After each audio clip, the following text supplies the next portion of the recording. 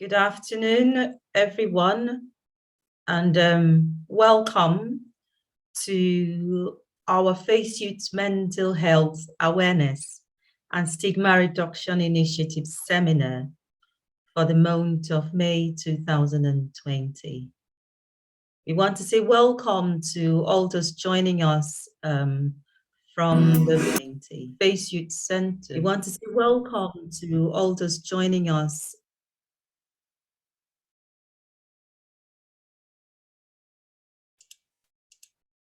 from the FACEYOUTH Center in Aberdeen, those who are joining us via Facebook and YouTube, and also those who are joining us live on Zoom. In a special way, I want to say thank you to all attendees here with us today who have been joining in these our monthly sessions.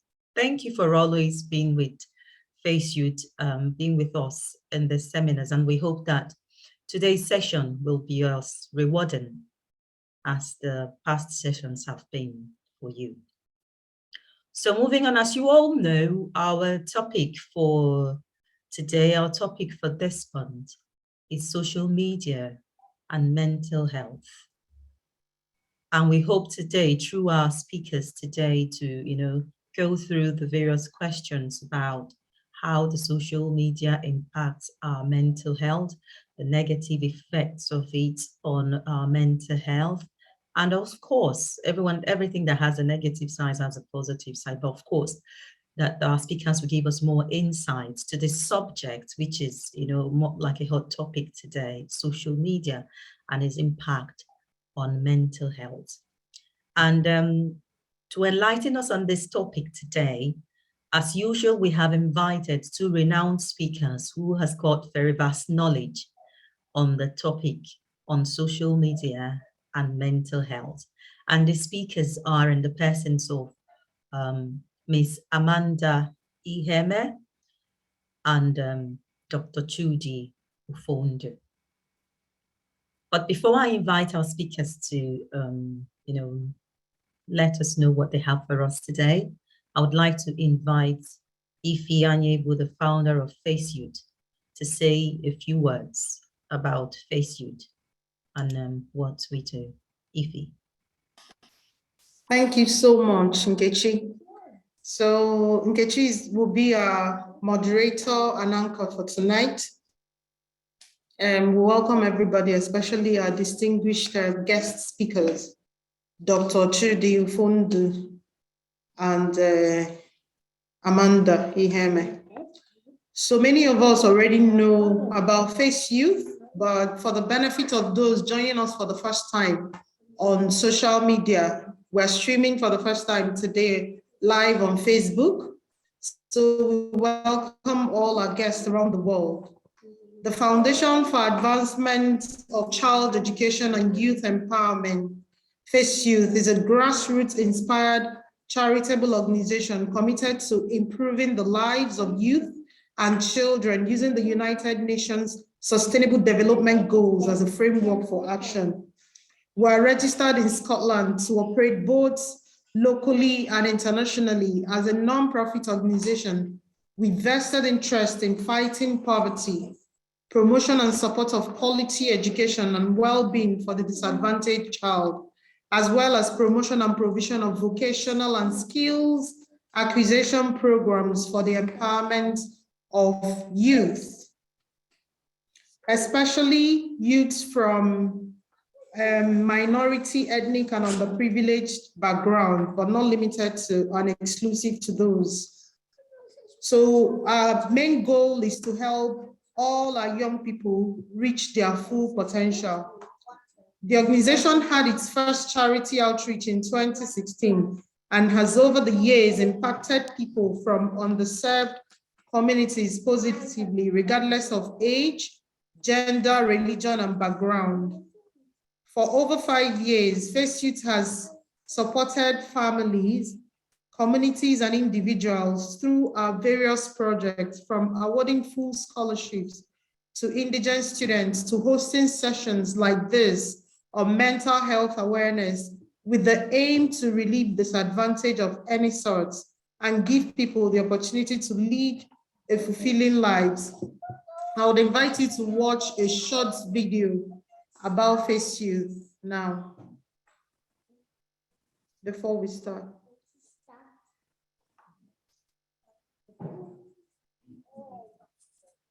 I'm going to splash me on the feet.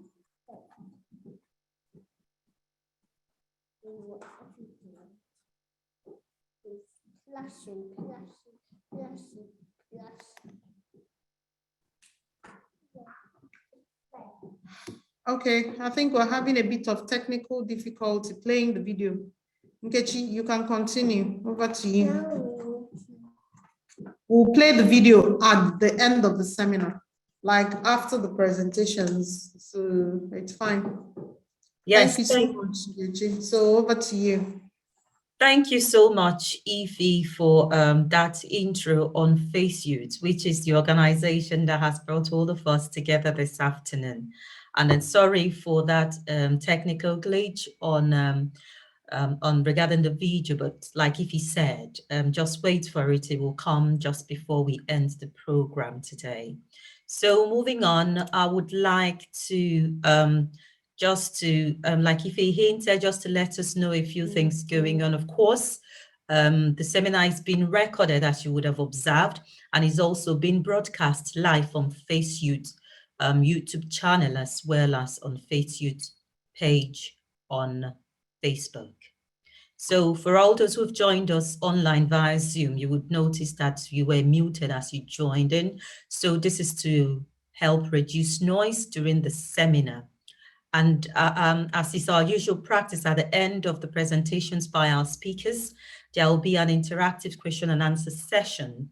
So everyone joining us, especially those who are joining from the FACEYOUTH Center and those joining us live via Zoom, will have the opportunity to ask questions. You could either, for those joining us via Zoom, you could either type it in the chat box, or if you would like to speak, you can use the raise your hand function within the Zoom, and then you will be unmuted to ask your questions.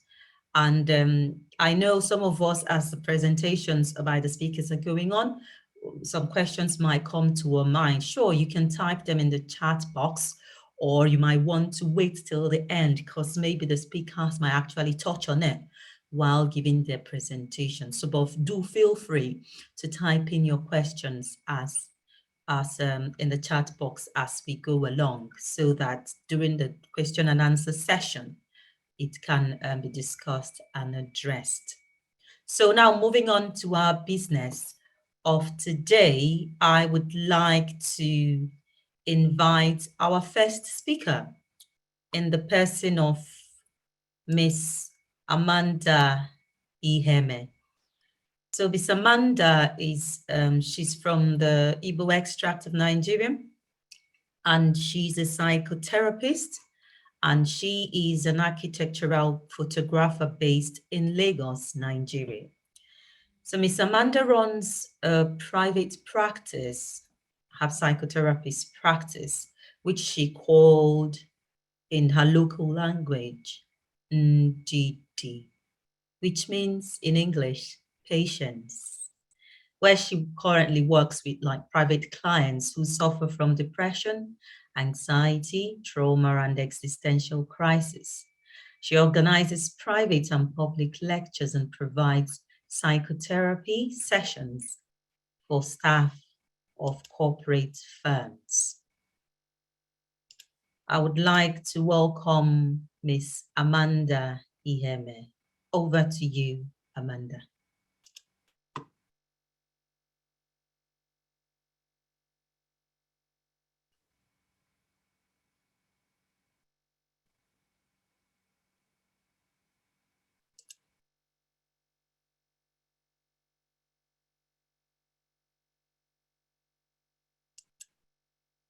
You need Hello. to unmute yourself, yes, please. Hello, can you hear me? Yes. Okay, much better. Hi, good afternoon. Good afternoon. Can you see me as well? Is the network good? Yes, we can see you very well and hear you loud and clear. All right, great, Great. Lovely to be here. Thank you so much for having me. Currently live streaming from my room here in Lagos, Nigeria. So also welcome to my private space. My name is Amanda, as the speaker before me said. My name is Amanda, and I am an Igbo woman, and I stay in Lagos, where I work as a psychotherapist and as an architecture photographer. And for today, I will be talking to you about loneliness and how to cope with loneliness. I know that based on this, on the WhatsApp group that we have, that a lot of you might be or are based somewhere in the UK, where loneliness is much more of an issue, far much more than it is here in Nigeria, because we have a better social environment where we can go out for events and party around, and you even have people willing to talk to you outside on the street. But abroad, from my own experience of living abroad, it can get really lonely, especially when the weather gets really cold. You're not able to go out and socialize as much as you'd love to. You're not able to see people as much as you want to. And if you're in a place where there are racial differences, where you're not a lot of Nigerians there, or a lot of Africans around you, or people from your community around you, you can tend to feel a little bit isolating. And loneliness does have a negative impact on your mental health, in that it can cause you to feel depressed, because as human beings, we are social animals, and we need the communication and relationship of other people and with other people to be able to have very healthy and fulfilling lives. We need friends in our lives. We need romantic partners in our lives. Some of us need children, pets, but we need to have interaction with other people to be able to have a full experience of joy, especially when times are really tough, like when we're going through grief or experiencing a kind of loss, or even when we're celebrating good moments in our lives. We just love to have people around us to celebrate those moments with us. So when we don't have close family or friends, when we don't have people in our lives that we can communicate with on the regular, it can cause us to feel very lonely, especially during special holidays like Valentine's and Christmas. A lot of people tend to feel a lot more lonely during Christmas, because it's very focused on family, very focused on society, very focused on social integration and communication and being around people. So if you're a person who does not have a community or a group of friends that they can talk to, people they can listen to, people that can listen to them, you tend to feel very lonely during special holidays like Christmas. So loneliness can actually be emotionally painful, in that when you wake up and you realize, like, okay, there's nobody around me, it's just me. And it's not just you one time, it's you today, it's you alone tomorrow, it's you alone the day after that, it's you alone the day after that, the day after, like back to back. As each day passes, you recognize that you do not have a community around you. You can begin to feel the emotional pain that comes with loneliness and isolation. Developing symptoms, which is a lot more common in adults above the age of 50. And you notice when you have emptiness, that's when your kids have left the house, that emptiness then start to creep up even more.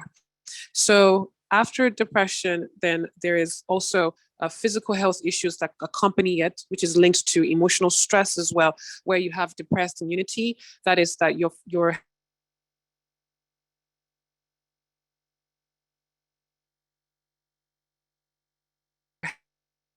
health then starts to deteriorate, you start to break out on your skin, and then start to have that comes with it. So when you don't have an environment around you that cultivates social interaction, what then tends to happen is that you start to feel lonely. And that loneliness would then have negative impacts on both your physical and your mental health. And if you even struggle with anxiety, it can even make you feel much more anxious than you were before. So what are some things that a person can do to curb the feeling of loneliness, to help themselves during times when they find themselves feeling lonely? Number one is you can join a club.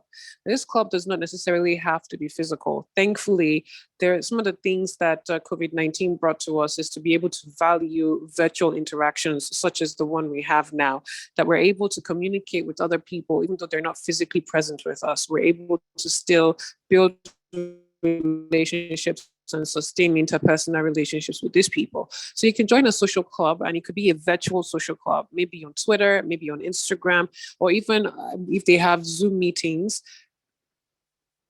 Hello? Oops, okay, sorry. Even if they have Zoom meetings such as this one, where every month you can join in to talk to other people who may be experiencing some challenges that are very similar to yours. If you are in an environment where you can join volunteer organizations,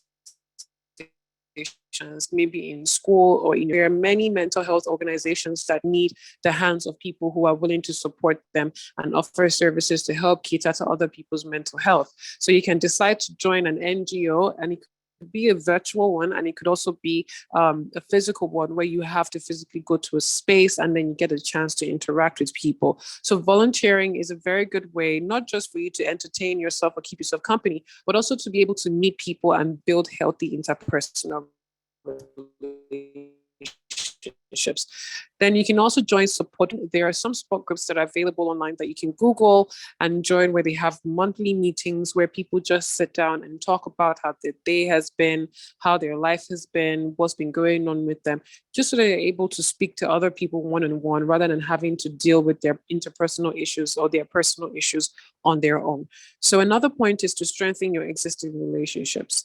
Whenever we feel lonely or we find out that we're not in a good place with some people, we tend to want to form new relationships. That is, would leave what we have already cultivated and created and then say, you know what, I need to make new friends. But then in reality, the friends that you already have made, you are not making the effort to sustain them or take good care of them. You're not communicating with these people. You're not setting up meetings to socialize with them. And even sometimes we have disagreements with our friends, moments when we don't see eye to eye with them. And rather than resolving these issues, some of us would prefer to avoid it or say, okay, you know what, I'm not dealing with that person anymore. And we'll just cut them off and then thus reduce the number of people that we have in our lives. So investing in strengthening your existing relationships is very important by giving your friends a frequent phone call, sending them messages to know how they're doing. Even if you can't be physically present with them, you can call them virtually. One thing I like to do to keep up with my friends abroad is that I like to set out times on my calendar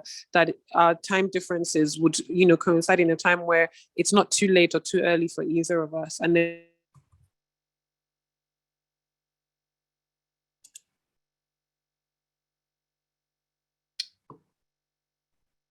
I don't know if you can still hear me, Amanda. I think the network is not, it's been fluctuating.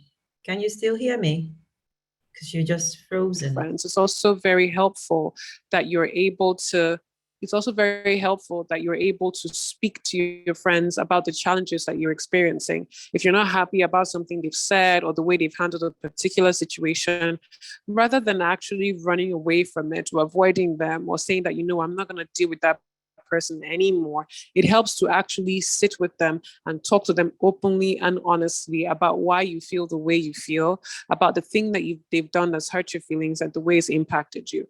And just as much as you're going forth to share your displeasure with something they've done, it's also important to leave your heart open to listening to where they're coming from and their perspective, so that the both of you can reach a fair compromise. And even if after the conversation you realize that I don't think I want this person in my life anymore, you can go on ahead to do that. But I think that it helps to learn to have these kinds of difficult situations, because in a friendship where they may have offended you, and a resolution through conversation would result in a strengthening and a deepening of that relationship, such a skill would be very important to utilize during that moment. And the best way to develop such skills is to actually go on ahead to learn how to confront situations that you don't find comfortable with your friends. So do the work of strengthening your already existing relationships before you even think about, okay, let me go and start finding new friends.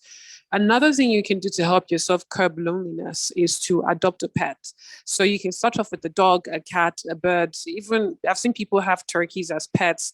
I've seen people have like grass cutters as pets. I've seen people have chickens as pets. Like, you can pretty much turn almost any animal into a pet. I said almost. So if you're comfortable with a snake, you can have a snake as a pet. If you're comfortable with a caterpillar, I wouldn't recommend a lion though, but something that you can easily have in your home and you can take care of regularly. Adopting a pet can help you deal with some of your social anxiety, especially because you have a pet around you to keep you company and something to nurture and to take care of and to give attention and focus to. So you can start off with adopting a pet whilst you're doing the work of, volunteering, joining virtual support groups, and making the effort to strengthen your already existing relationship. Now, whilst you're going through all of these experiences of trying to build or reduce the feeling of loneliness in your life, it's also very, very important that you're doing the job of taking care of yourself. And by taking care of yourself, I mean that you're eating well, you're getting at least 3 meals in a day, and you're getting a balanced diet. So it's not just a meal that's full of carbs or just heavy protein, but one that has a well-proportioned amount of carbohydrate, protein, vegetables, water, and fruits inside of it. So you're eating a balanced diet, you're making the effort to exercise regularly, at least 3 to 5 times a week. You're exercising. You don't necessarily have to go to a gym to getting good exercise. You can just simply work out in the comfort of your home. And that's another thing that the Corona lockdown has taught us, is that we don't necessarily have to be outside for everything. There are some things that we can do in the comfort of our home that makes it a lot more affordable. So you just go on YouTube and just search for home exercises, and you'll see some simple things that you can do in the comfort of your home that will be very helpful for you and your mental health. Exercise is very important because it helps to regulate your focus, it helps you with your attention, it also helps your brain health, it helps your mood as well. So if you're a person who also struggles with mood swings or feelings of depression, having regular exercise as a part of your routine is very helpful. Even helps to build your self-confidence and even the energy that you go through the day with. So you're not waking up and getting out of bed feeling very tired. You're waking up and getting out of bed feeling energetic. And exercising regularly also helps with your sleep as well. Okay, so apart from exercising, another way to take care of yourself as you're working through reducing feelings of loneliness is making sure that you're getting enough sleep. A lot of us tend to undermine or underrate the importance and the value of getting 7 to 9 hours of sleep, especially as adults. We think it's a luxury. Some people would even say sleep is for the dead. But it's very, very important that you get enough rest. If you're not sleeping well, some of the things that can happen is your immunity is affected, your mood is affected, you're even much more irritable. You notice even your skin is affected. Your face becomes a lot more hyperpigmented. And even if you're doing all your skincare routines, you're just noticing that there are patches of like some parts are darker than some parts, and some parts are, fairer than some parts. And some people may begin to break out. Your attention is affected, your ability to focus is affected, your ability to process your emotion is affected, because you're not giving your body the right amount of rest that it needs to be able to cope with every single day. So the 3 important parts of self-care are sleeping well, eating well, and regularly exercising to keep your physical health in check. Another thing that you can do in terms of self-care is taking care of your appearance. So the sort of jewelry that you decide to wear, the sort of clothes you decide to wear, you don't have to be the stylish person in the world. Whatever it is you're putting on flatters your figure and is also clean, and that you smell nice. These things also make you attractive to other people when you go outside. So when you're even in a space where you want to socialize or learn how to make friends, you are in a place where when people see you and they look at you, they're like, okay, that person looks interesting. I like the way they've set themselves up. It's not because you're exuding, oh, I'm the best human being in the world, but because you've packaged yourself in a way that really flatters your being as a person. So it's important to make sure that you are taking care of yourself, even your hygiene. Make sure your mouth doesn't have mouth odor. If you know you're prone to that, go to see a dentist to get your teeth checked out, or make sure you have mint in your bag at all times. And also have like a tiny little bottle of perfume that you can use whenever you're about to go out and just spray it on, because when you smell nice, people tend to want to be around you a lot more. If you don't smell nice, no one is going to want to stay in your personal space. So ensure that you're doing the work of taking care of your health. Section out a day in your week or your month where you go to get your nails done, you go to get your feet done, and by getting them done, it doesn't mean you have to paint them. You can just go for a pedicure to get it scrubbed and make it look nice and neat and clean any infection that may have arisen over the week or anything that may be affecting your feet or your hands. So you get your nails done, If you like to trim your eyebrows, you can trim them. If you want to get your hair done, you can get it done. Paying such close attention to yourself and taking good care of yourself can make you more attractive to people whenever you're in social gatherings, so that people would want to talk to you. And even when you take pictures of yourself and then you post them on social media, people are going to be like, oh my God, this person looks nice. I would definitely love to get to know this person. They take care of themselves. They look neat.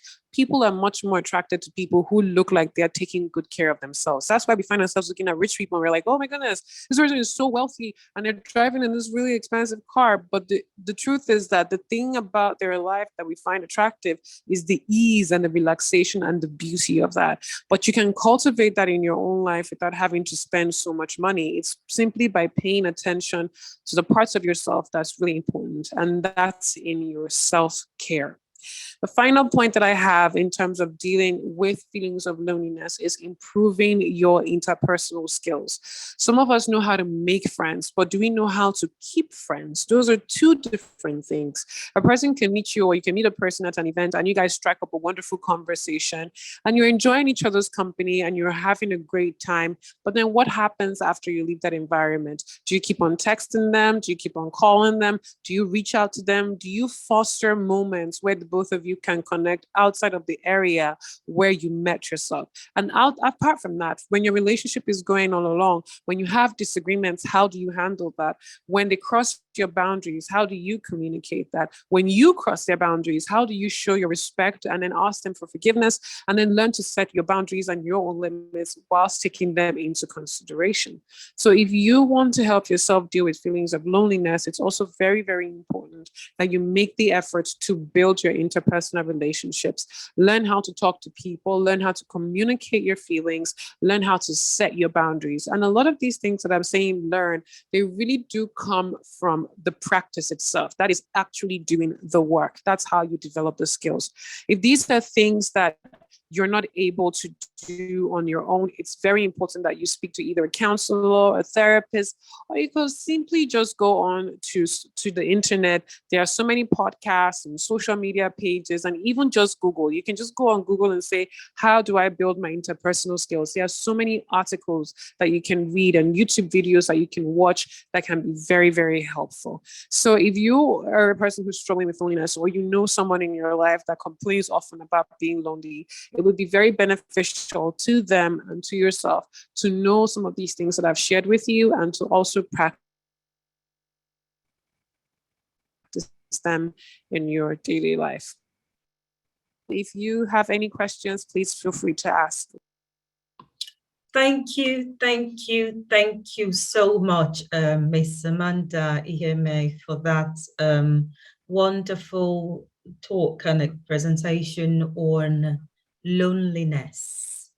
Thank you so much for that insight. Of course, I mean, you were right when you say that for those of us in Nigeria, they may not, suffer with loneliness due to, the culture over there, as against most people who live in the Western countries, where, as of a truth, loneliness is a very serious issue.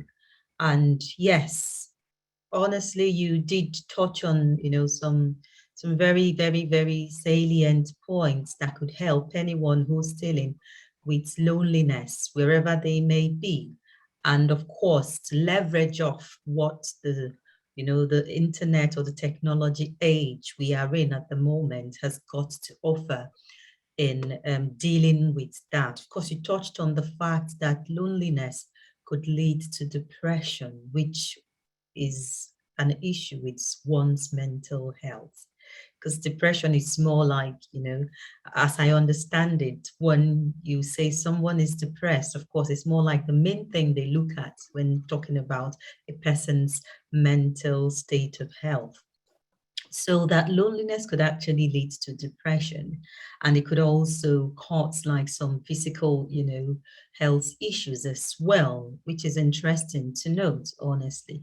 And some of the ideas you gave about curbing, the effects of loneliness are very, very, very true and very useful, especially how we can use the internet. Like when you said, the virtual meetings, joining a virtual meeting or joining a club, it doesn't have to be physical. but of course it could be virtual, like the session we are having today, which is aimed to help people, you know, to enlighten and also to come together and, you know, with other people, you know, to deal with, you know, the fact that you might be struggling on your own. You wake up in the morning, you don't have anyone to talk to, but at least you can look forward to joining other people in a virtual group, meetings, seminars, or sessions. And that's very useful to know. And I think the other thing you did mention was the key thing about self-care. I think most people don't actually think about it, and it's a good thing you did mention that. It's not just about, you know, how we look, our appearance, but also about what we eat, you know, to ensure we eat balanced diet, because it has its own effect on our mental health. And also to try and exercise, which of course, like you pointed out, is not always to having to go to the gym, but you can use, you know, social media platforms, like you go on YouTube channels and you know, join in any exercise, or you search for any exercise session. You can even do in your house, which is good to know. And as well as sleeping. Of course, sleep, you know, for some people, it might be very difficult for them to sleep. But of course, you did touch that. It's part of the things we need to bear in mind in self-care. Because if you don't take care of yourself, the truth is, nobody will. And yeah, so these are the sort of things we need to keep in mind to help us take care of ourselves, even if we're struggling with loneliness. But of course, when we do all of this, it would help us to come out of that lonely state, because one way or the other, it would lead you to interact with others. Thank you so much, Amanda, for that insightful talk on the topic of loneliness. And just to give us a little bit of a break before I bring in our next speaker, I want to invite our artist who's gonna serenade us with her beautiful voice, in the person of Miss Ifoma Gladys Abe. So Getty would take the entertainment after Doc's presentation. okay, we don't have her in the house yet. All right, sorry about that. So I think I probably was just eager to hear her sing, I guess. But that's okay. Hopefully she will join us before the end. So I move on to invite our second speaker for today, in the person of Dr. Chudi Ufundu. Yes, I like calling his name Dr. Chudi, as he's fondly called. Yes. So Dr. Chudi, like some of us may already know him, because he's no stranger to this, our monthly seminars. So Dr. Chudi, as we know, he's a US-based maternal and child health consultant and a Nigerian trained physician. Yes, he was trained in Nigeria before he moved to the US. He's an extraordinary physician and a teacher who recognizes the disadvantages of African women in accessing adequate health care. He's the CEO of Snowspiration Health, which some of us here may already know, which is an online-based health group which has got very strong Facebook, Instagram, and YouTube presence. So through his Snowspiration Health, Dr. Fonda provides daily live lectures on health topics that affects women's reproductive health. He holds live open clinic sessions and responding immediately to members' health questions. His group members, of course, he offers them a greater knowledge of, and they end up being in better control of their reproductive health, which often results in, you know, those women giving birth to what, you know, he fondly calls SGHS babies, especially the members who have been suffering from long-term infertility. Dr. Fondo has also collaborated with a tech company by name Slate Soft Technologies, and he's developed a newly launched world-class SGHS mobile app, which you can download on your Android mobile devices, where he provides medical consults to thousands of members. This is only just the tip of the iceberg of what and who Dr. Chudi is. but I leave the rest for us to discover through his presentation. I hand over to you, Dr. Judy. Thank you guys so much. I'm actually blown away by this superfluous presentation and introduction. I'm a very emotional person, and it's a pleasure to be among you guys today. Face Youth is an organization very dear to me. Ife, Nkechi, and all that come together every month to make it possible to give us a kind of a platform to leverage on, especially our youths. It's a big privilege to be among you guys today. So today we're going to look at the impact of social media, and we're going to focus on our youth. So Nkechi, I think there is something on the screen. You're on spotlight at the moment, so. Yeah, I think I need to, okay. So I'm gonna share my screen, Okay. So we can get started. It's gonna be more of a teaching session, so, and we're gonna focus on our youth. So if you have any youth currently at home, you can quickly bring them forth. One thing I wanna say is this: we have to deal with our realities. Can everybody hear me? If you can hear me, just give me a thumbs up. Correct. So we have to be mindful of the era we are living in. In the 70s, 80s, 90s, 2000s, but this is now. Facebook, social media, Instagram, TikTok, name them, they are here to stay. This is the era our youths are living in. So we can't extricate ourselves from our reality. So if you have a youth, I'm sure you're struggling with the balance. I'm sure they are spending a lot of time with social media, and I'm sure they are doing it behind your back. And you might want to listen to one of the things we have to talk about today. Amanda did a great job. Amanda didn't just talk to youths. Amanda spoke to every one of us. I learned a lot of things. You see, things don't happen overnight. People don't go down overnight. Your mental health doesn't deteriorate overnight. It's a journey. But when we have a community, when we have people that we can talk to, when we have people we can relate to, then we can understand that we are a community. And when you have a right community, you can vibe with your tribe. When you vibe with your tribe, you can tribe with your vibe. So it's all about community. And Face Youth is a community where you can find love. Face Youth actually gives love every single day. What we do monthly is just the tip of the iceberg. So what I'm going to talk about today is going to be predominantly important to parents, to aunties, to uncles, to everybody, including adults. Virtually everything I'm going to talk about today, we are all guilty, and is applicable to everybody. So you can glean on one or few things. Then after this, I'm going to make my slide available, and you can glean on it. So we're talking about the vicious social media dilemma. And we're talking about the social media impact on mental health. Now, listen to me carefully. If you're in Nigeria, when we talk about mental health, you quickly say, oh, that person has gone mad. Guess what?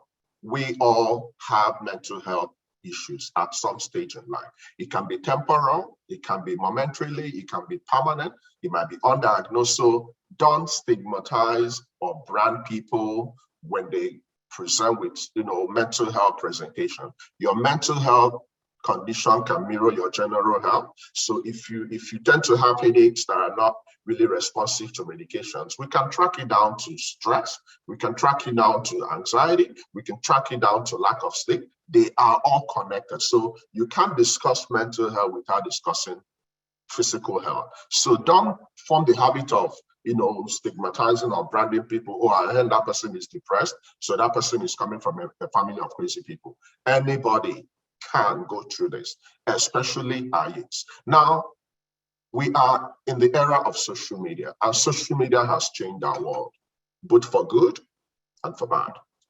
Now, the advent of social media actually especially impacted our youths. So we can't keep staying in denial. Using social media can cause a lot of negative effects on our youths. Anxiety, depression, withdrawal symptoms, and physical challenge among them, physical presentation. So how can social media cause anxiety? You see, we are in the era of competitiveness. You know, our friends are showing off. We go there, we feel we are left behind. We feel we are not meeting up with the Joneses. We feel we are not beautiful enough. We feel we haven't married. We feel we don't have kids. We feel the other kids are more, you know, they have more likes, they have more friends. When they post their contents, people like them more. Why not me? Every human being has that element of comparativeness in them. We have this, you know, instinct to compare ourselves, to feel left, you know, behind, to feel we deserve better than other people. So it's very easy for youths who are still morphing, who are still developing their character, to easily feel left behind. And when you do this, you begin to physically feel the impact of anxiety. Anxiety can mess you up as an adult. How much more use? Now, use of social media can also have a negative impact because it can spiral into depression. Some youths, when you eventually want to use the hard way to, you know, kind of cut them off from social media, they can go into frank withdrawal symptoms. Some of them can actually act like maniacs, practically. So it's not something we do by force, it's a journey. So when you identify all these vices, we have to ask ourselves, what are the risks of social media reward? You see, like I mentioned, social media can reinforce both the positive and the negative impact in our lives. It can actually activate an important chemical in the brain. Listen to me carefully. Let's tell ourselves the truth. What's the first thing you do when you wake up in the morning? I know so many people will say, oh, I pray to God, I sing this, I sing that. We all can tell ourselves the truth that the very first thing we do, even before we say our prayers, with the advent of cell phones, social media, is to do what? To pick our phone. Some people will say, oh, my prayers are in my phone. Oh, I set my alarm in my phone. That's the first thing we do when we wake up. Who can tell me why we have this particular attitude towards our phone? Our phone over time became our friends, right? It's because of an important chemical in the brain called dopamine. You see, dopamine is the feel-good hormone. So that's the hormone that when you're in a good place, you can just forget about all your worries in the world and you just dwell in the now. It's the same chemical that is linked to pleasurable activities like sex, like food, and social interaction.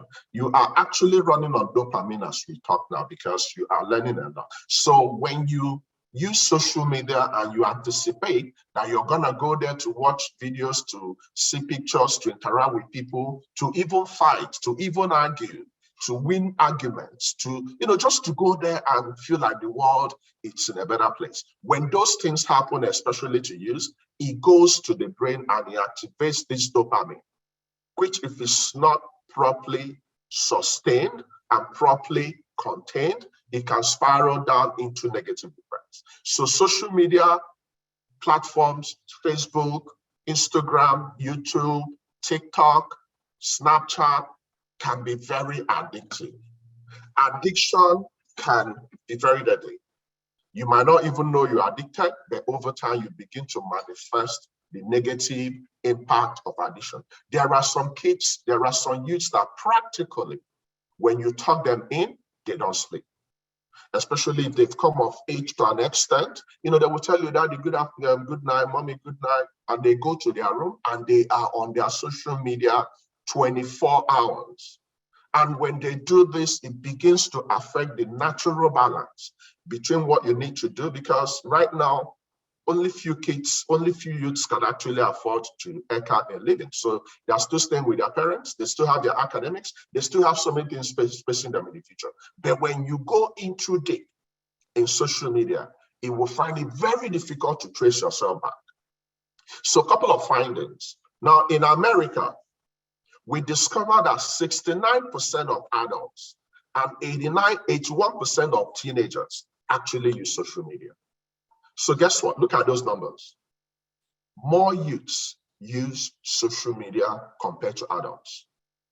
Think about that. So when we talk about anxiety, when we talk about depression, when we talk about all those pain, we call it somatic pain. So when you have somatic pain, it means we've traced that pain, no headache, no infection, no inflammation. We've checked the blood, we've checked the urine, everything is okay, but you're still having those pain. They are called somatic pain. It's not all pain you take your paracetamol. It's not all pain you take your Advil. There are some pains you just need to deal with it now, like what Amanda mentioned. When you go to the roots of the problem, you can solve that pain pathway problem. So 69% of adults in America consume social media, whereas 81% of teenagers consume social media. So think about that. This number puts the population at risk of anxiety, of depression, and other vices of using social media. So think about the bulk of the youths in America, 81%, getting addicted to social media. If you notice, what's going on in social media now? Negative things, killing, bombing, this, that. They go there, and if you keep consuming this, even when you are against evil, when you keep getting exposed to a particular thing, it can actually go through what we call Pavlov's theory. So you condition your mind that everything out there is so negative, and it begins to change your physical body, and you begin to feel the physical manifestation. Some people will begin to feel palpitation. Some people will begin to feel tension headache. Some people will begin to feel cluster headache, and some people will begin to have migraine. So these are impacts for social media since the advent. Now, in a 2018 study in Britain, researchers actually tied use of social media to decreased, disrupted, delayed sleep, which on itself, by its merit, is tied to depression, is tied to memory loss, is tied to poor academic performance. So let's tie the knots around them. If your daughter, if your son is constantly in social media, living up to the Joneses, trying to feed the world, trying to derive validation, trying to make sure that everybody approves of her, trying to make sure that she gets enough likes, enough love, enough positive comments. And guess what? There is no way you will show up in social media and you have 100% like, 100% love, 100% positive comments, because there are some people that go there to project their anger, to project their frustration on people. So no matter how good you present, no matter how perfect you are, there is that one person that will go there and attack you. And our youths are not equipped to deal with all these things. So when they go there and they spend a lot of time with social media, what will happen to their sleep? They will not sleep. What's the function of sleep? When you are sleeping, you're practically dead. You are allowing your body to rejuvenate. You are not allowing your body to recover, to rest. You are allowing your body, just like you don't drive your car 24 hours, right? You drive your car a little bit, then you allow your car to rest. Just like you're not supposed to use your computer 24 hours. You know, there's a time you power your computer will refuse to power. Why? Because it's rebooting. So when you're sleeping, you're rebooting. But when you don't get that sleep, especially as a youth, when you need more sleep, what's going to happen? It begins to mess your whole system up. When you have that messed up of your system, it will affect your hormones. When you have that hormonal issues, it can disrupt your menstrual cycle. It can change your mood. It can make you to be irritable. And definitely, you're supposed to prepare for your exams. You're supposed to still be a student. What will happen to your academic performance? You're not going to do well. And these are all tied to social media usage. So social media over time can affect users' physical health. So you can see youths that can practically develop, anxiety. They can practically develop headaches, feeling like they want to vomit, GI symptoms, ulcer, simply from overt consumption of social media. Look, my people, I'm telling you about things that happen. When they present with this, when they come to us and we check everything, they are perfect. So there are some youths that will keep complaining, "Don't, mommy, I'm having a headache, I'm having this, I'm having ulcer," and stuff, and we check everything, they are perfect. Then we begin to think outside the box, because medical practice is a stepwise thing. When you think outside the box, you can begin to tie the knots. So it's important we understand the detrimental effect of social media on our youth. So we know that there's a connection between the mind and your gut. So what you picture in your mind, what you got, what you feed, How you control your mind when you wake up in the morning can control your whole day. If you wake up in the morning and there are negative news, you're not happy, you're a very bad mood, it's gonna spiral and it's gonna affect everybody's mood. And you can find that effect in your stomach, because when you do that, you begin to elaborate a lot of acid in your stomach. And when you have a lot of acid in your stomach, you can predispose yourself to ulcer. So they are all connected. So you can practically see a connection between when you're not in a good place with depression, with headaches, with tension, with tremors. You practically begin to shake. Your heart begins to race. These are things that can happen to our youths. Now, what makes users, the youth, to go back for more when it can literally make them sick? What makes us to go back every time? Even growing up, virtually everything our parents told us not to do, we did that. That particular thing they tell you not to do, you do that, right? That was then. So how much more now? So when you tell your kids, so don't go here, don't go there, you look the other way, they're going back to do that. So what happens to that? What can explain this? It's because of the unpredictability. So you see behavior, when the outcome is unpredictable, the behavior tends to repeat itself. So think about a slot machine. Like people that play poker and people that play, games and, play lotto, which I do once in a while. I'm hoping that one day I'm gonna win billions and retire to my village and provide free services to everybody. So when you're playing, when you're putting your coin in that slot machine, you are believing that maybe if you play one more time, you're gonna win. But if you're not gonna get any reward in putting that money there, you're not gonna play. This is the same either related to use of social media sites. So people keep going back, because we don't know what might happen next. So we don't necessarily know how much likes the picture we put out there by 12 a.m. will get. So when you put up a picture by 12 a.m. you sleep, right?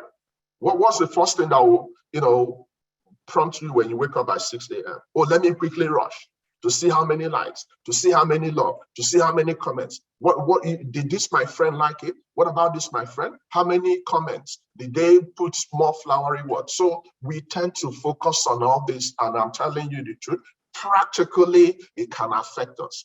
Adults to an extent can handle this. But guess what? Most adults can even throw tantrums there in social media. How much my use? So over time, we keep going back. We keep going back to look at the light. So the unknown outcome and the possibility of a desired outcome can keep us fully engaged and going back. Some kids don't even remember to eat, because once they go there, they are lost. Now, when they now have time to eat, they begin to eat junks. And everybody is allocated 24 hours a day.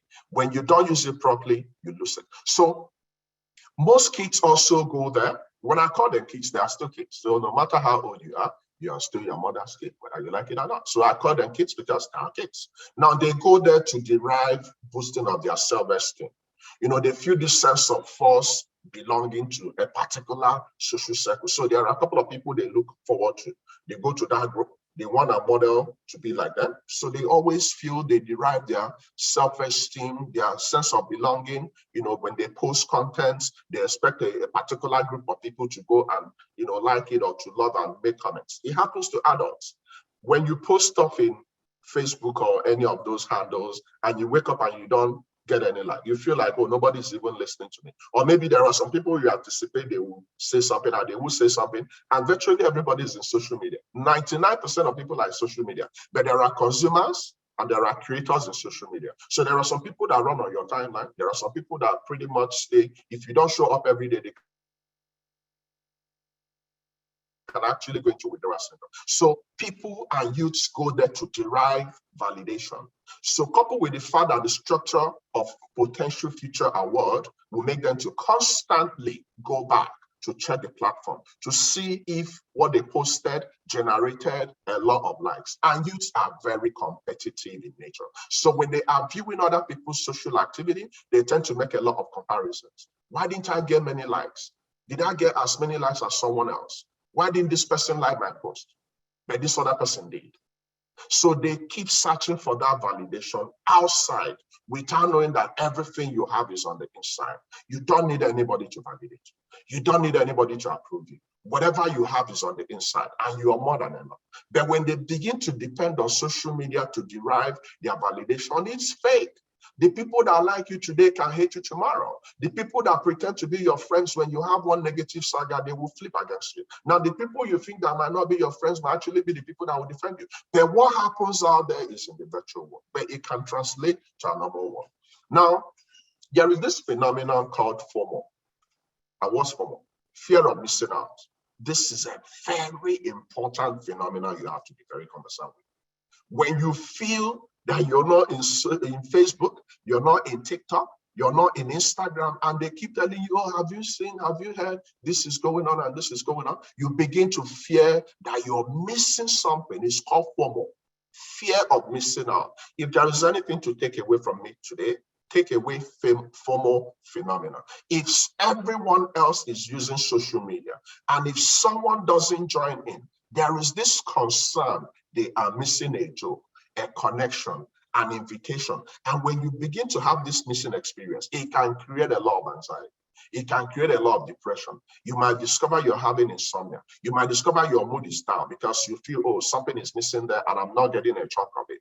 Now, this is where maturity will come in. Unfortunately, most of our users are not yet mature. They are still a work in progress. So when people look online and say they see they've been excluded from a particular activity, maybe your friend posted a comment or did something and they didn't tag you, you begin to wonder, you begin to add up things that are not even important, things that are not even in existence. Why didn't this person add me? Why didn't this person call my name? They didn't give me this, they didn't invite, we begin to add things that are done on a good day make sense. And before you know it, it will begin to stoke the negative feelings.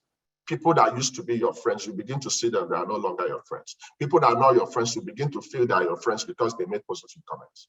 But there are so many false pretenders out there. So my point is, what our kids do out there on a daily basis can more than affect their mental health and spiral into their general health and spiral into everything they do on a daily basis, physically. Now, I'm sure you were conversant with the Instagram experience last year.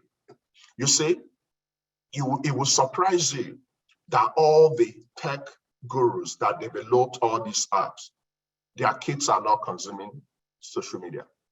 It will surprise you that Mark Zuckerberg, it will surprise you that all the people that have all this stuff with the binging on, they have a standing order. Even Steve Jobs, before he died, they have a standing order to cordon off their kids from consuming this because they knew the potentials of this eating so deep into the youth. Last year, we learned about Instagram. So they have to kind of tamper down on the likes, button and all that, because they noticed that some kids, practically from the research they ran, that some kids were really having hot feelings and attaching a lot of popularities to likes and people that post stuff, because for some reason, Instagram is more tailored to youth. So more youths are in Instagram compared to other social media. Lately, they are also in TikTok. So the Instagram experience, where they wanted to remove the likes to kind of make it to be an even playing ground, didn't even help much. Because when that dopaminergic effect in your brain is there and you feel high, nothing else matters. So subconsciously, when people look online and they see they've been excluded from activity, like I mentioned, it can affect them physically, it can affect them psychologically, it can affect them mentally, it can affect them emotionally, it can damage a lot of relationships. It can damage the relationship of youths to their parents, of youths to their siblings, of youths to their teachers, of youths to the community, if we are not careful. So the action taken by Instagram, did it really solve much? Removing the like button and doing all this stuff, is it a quick fix? These are the questions we need to ask ourselves as the light bearers of our community. So I'm going to allow more of an interactive session so I can provide more feedbacks. But here's the deal. Social media was invented to connect the world. Unfortunately, social media is taking our youths away from us. Everybody out there is so engrossed. We've lost our bearing. We've lost the commonality. Everybody is painting it, but our youths are not fully developed to handle the intricacies. You know, some adults can deactivate their social media. There are some adults that started Facebook, they've gone because they knew earlier what could happen if they get so immersed. And people are wired differently. There are some people that are introverts. There are some people that are extroverts, but because of social media, they want to flip who they are to becoming who they are not. So as our kids are morphing into adults, it's our duty to interact with them. It's our duty to still be good models, because when you're doing the wrong things, you can't use the wrong things to teach good behavior. It's garbage in, garbage out. So it's our duty to continue the conversation. It's our duty to support organizations like FACEYOUTH, which predominantly is all about youth development. It's our duty to continuously make it a point of duty to be a good model to our youths, to encourage them. There are so many positive ways to use social media. There are so many things you can do with your talent. You can monetize your talent. You can create the whole world. The advent of COVID actually gave us a lot of potential things you can do behind the camera. So we should start emphasizing more on the positive impact of social media in lieu of negative impact. Social media can actually lead kids into being suicidal. And some kids can actually go to the point of actually committing suicide. Social media can actually lead kids into trying hard drugs, becoming alcoholic, doing things they see out there and they feel like it's normal. It's our duty to continue the conversation. It's our duty to be a good guidance so that at the end of the day, we will take care of the kids that God bequeathed to us. Thank you so much for having me this afternoon. I'm going to sit back and I'll take care of your questions. Thank you. Thank you, thank you, thank you, thank you. Thank you so much for that wonderful session, wonderful presentation, very insightful, informative, and educative session on presentation from Dr. Chudi. Of course, social media has got its positive and negative impacts.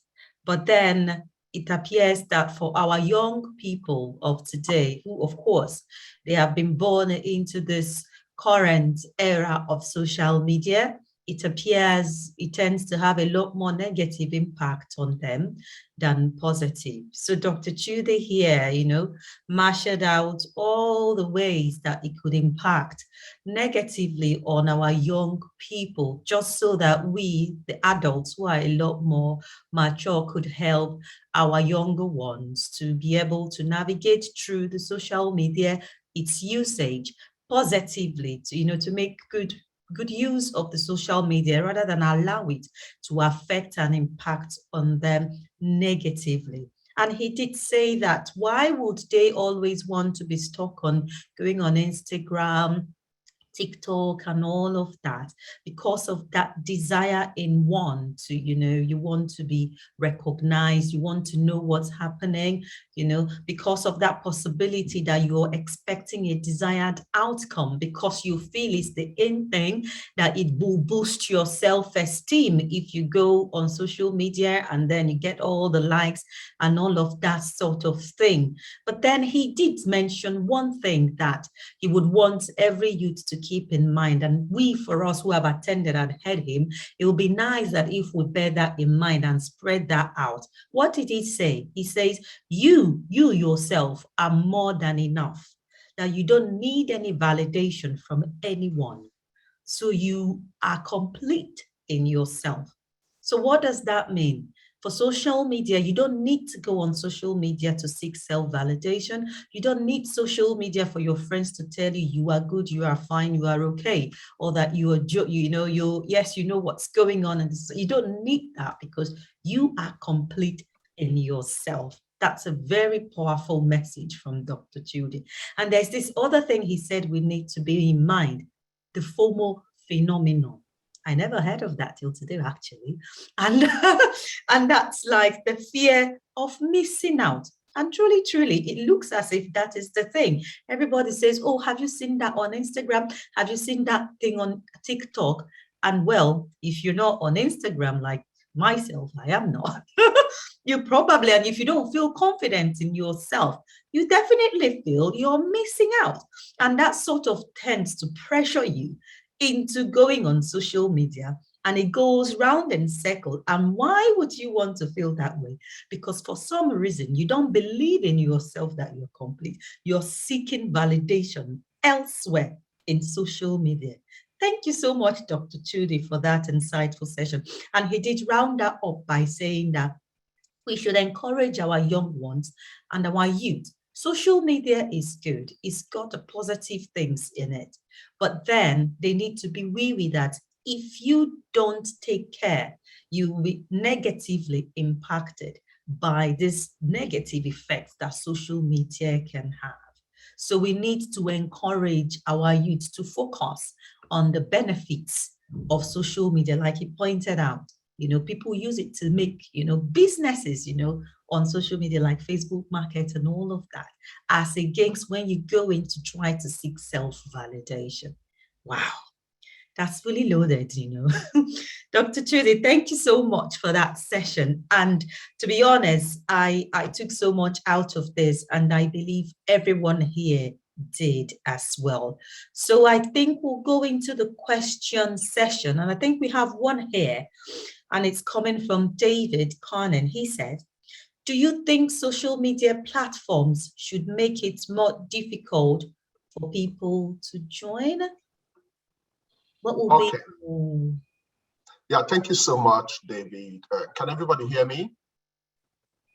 I can hear you, yes, loud and clear. So I believe everyone. Good job. That's a very good question. Now, here's the deal. Life is all about balance. Like I mentioned, growing up, we used to have landlines, right? We used to go to a particular spot to make calls, to write notes, to do our stuff. Social media made our world closer. It's a better place right now, but guess what? We need a balance. Now, I know there are criteria for admitting people in social media, but we are also living in an era where people can easily claim to be who they're not. So you can see a pedophile, you can see a man claiming to be a woman, you can see a woman claiming to be a man. Anybody can easily download anybody's picture and put out there as, who they are not. When I started social media newly, so many people were impersonating me, putting my pictures and my family pictures and out there. So here's the deal. For adults, we can handle it, because what doesn't kill you truly makes you stronger. So like the FOMO I mentioned and all that, guess what? There are times you come to life, you say, you know what, let go, let God, but our youths are still morphing. So saying, oh, completely no, won't solve the problem, because this is something we are dealing with. It's here with us. We have to deal with it. So the most important thing is the cap. We continue on the knowledge, we continue on the attitude, we continue on the perception, we continue on the practices, we continue on best practices of social media. We continue promoting the positive aspect. Then we also continue to be the watchdog. So you don't necessarily need to be a particular parent, a particular kid to be a good model. So if you're an auntie and you're out there and you see your niece or whoever, you can. And another thing is, manner of approach is very important. We can't always be combative to put it to our kids, user, oh, you must do this. No, it doesn't work, if you notice. It's all about diplomacy. It's all about negotiation. It's all about using emotional intelligence, because it's a mind game. Most of our youths, if you're not careful, they can sell it. They are more knowledgeable than us. So we're actually catching up. So it's all about balancing. So personally, I would say, oh, make it very difficult, because it's ordinarily in their whole structure supposed to be difficult, but people are still evading it. So I don't know how they're gonna do that. And if you notice, there are so many people that lobby for all these social media to be out there. They are ubiquitous. The more you're trying to deal with Instagram, with Facebook, with YouTube and all that, the more other ones are coming out. And the FOMO is everywhere. If you're not in your high school group in WhatsApp, you feel like, oh, something is missing, because human being is all about interaction. So it's here with us, it's kind of stay, and it's just, we need to go back to the family and start fixing our family, because virtually everybody is out there. There are some parents that are no longer interested in knowing what their kids are doing. They will just generically say, oh, daddy, they told us to do, they go to their room, you think they're studying, they're not studying. So it's paying more attention. The very, very important question asked by them. Okay, thank you. Thank you so much for that response from Dr. Judy. Does anyone else have any questions? If you want, for those joining us via Zoom, you can actually, raise your hand and we can unmute you, and then you can, ask your questions directly if it will be too much work to type it in the chat box. And anyone from the center, if you've got any questions from anyone from the FACEYOUTH Center in Aberdeen, we are more than happy to take them now. Personally, like I said, it's been very, very informative. And I think the key thing is, like you said, Dr. Judy, is for our adults, parents to, because you can't really give what you don't have.